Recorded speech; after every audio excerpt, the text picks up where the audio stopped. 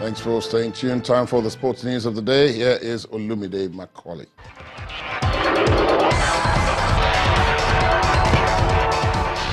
Thank you, Ladi. Welcome to Sports News. The Golden Eaglets of Nigeria have qualified for the semi-finals of the West African Zonal Qualifiers of the 2019 AFCON Under-17 Championships. The Golden Eaglets bounced back from their opening game defeat to Burkina Faso on Monday to trash Côte d'Ivoire 5-1 in the deciding encounter played in Niamey, Niger Republic. The five-time world champions dominated the game from start to finish as they scored 4 goals in the first half. Striker Kiumiyamo was voted the man of the match. Reigning ITO Cup champions Alco United will begin the defense of their title against Hope of Glory FC of Calabar in the round of 64 on Sunday, September the 9th. Plateau United will take on Zabgul FC of Bauchi. El Kanemi Warriors will face Samba FC of Jigawa. Five-time champions Rangers will face Niger Tornadoes, Feeders, and Lobby Stars will play Standard FC. Other fixtures include Nasarawa United facing George Turner of Yenagoa. Go Round will take on Dan Masari of KB. Heartland will battle Confined of Ikotek Bene. Kanu Pillars will face Ngoa of Abakaliki. Yasagwana FC of Taraba will host FC Ifayuba. Sokoto United will play MFM FC of Lagos, while Niger Tornadoes will face Chief of Staff FC of Yola. To the English Premier League, Paul Pogba has cast doubt on his Manchester United future, saying who knows what will happen in the near future. Pogba's future has been the subject of plenty of speculation amidst reported interest in the World Cup winner from Barcelona and former club Juventus. The 25-year-old midfielder has refused to take the opportunity to declare his intention to remain at Old Trafford in the long term. He's endured a somewhat fractious relationship with Jose Mourinho at times, with the Portuguese criticizing the midfielder on a number of occasions. Japan have cancelled Friday's international friendly with Chile after a powerful earthquake struck the northern island of Hokkaido on Thursday. Today, the Japan Football Federation says the decision was taken after considering the magnitude of the damage that included widespread power outages and transportation disruption, as well as spectator safety. The match would have been new head coach Hajime Moriyasu's first in charge of the team, but he will now have to wait for the September 11 clash against Costa Rica in Osaka. Finally, in tennis, Nigeria's Aruna Quadri and Egypt's Dina Meshref have been seeded in the singles event of the 2018 IWTF African Championships, which begins tomorrow in Mauritius. Action will return to the Bassin Sports Complex after a one-day rest following the conclusion of the team event on Wednesday, with Nigeria and Egypt picking the slots for Africa to the 2019 IWTF World Team Cup in Tokyo, Japan.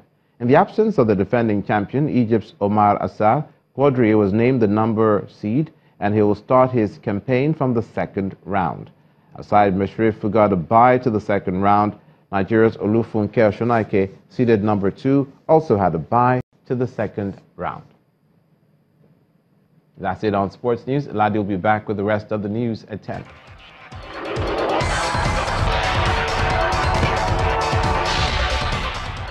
Thank you, Olumide. Leaders of the United States, France, Germany, and Canada are backing the United Kingdom in its allegations that the Russian government almost certainly approved the Novichok poisoning in Salisbury.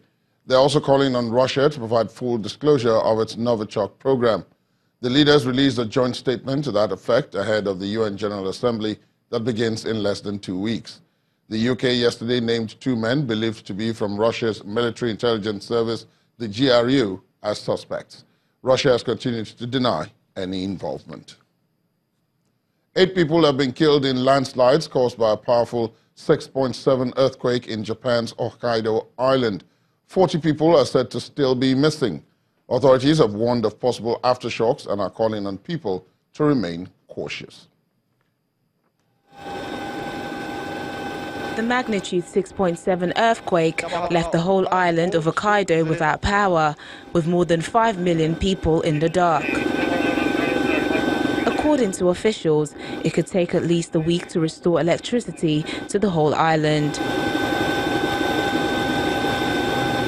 Many are still missing, and more than 100 injuries have been reported. Aerial footage shows residents being airlifted from their homes and scattered remains of buildings engulfed by dirt and debris. Japanese Prime Minister Shinzo Abe says 25,000 self-defense personnel will be deployed to the region. I have received damage reports from this earthquake. There have been possible fatalities, landslides, collapsed buildings, and a large-scale blackout has occurred. Saving people's lives is the government's utmost priority, and we will deal with this disaster relief collectively as a whole. We will manage this crisis as best as we can. Japan is one of the world's most seismically active nations and accounts for around 20% of quakes worldwide of magnitude 6.0 or more. The quake comes on the heels of another deadly disaster, Typhoon Jebi, the most powerful typhoon to hit the country in 25 years, and a record downpour in July that killed hundreds. 2 South Sudanese soldiers have been sentenced to life after being found guilty of raping aid workers and murdering a journalist in 2016. 8 other soldiers were also convicted of the same crime, receiving a range of jail terms upwards of 7 years. They were convicted for their involvement in a July 2016 attack on Juba's Terrain Hotel. The trial had been seen as a major test of South Sudan's will to deal with impunity and abuses carried out by its armed forces.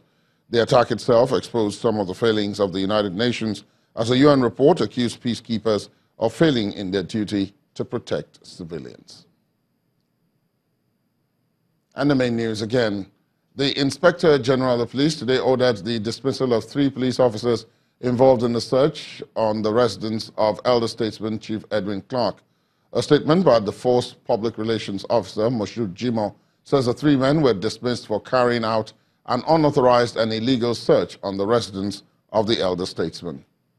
Also today, INEC Chairman Mahmoud Yakubu announced that the Commission had registered 84 million Nigerians ahead of the 2019 general elections.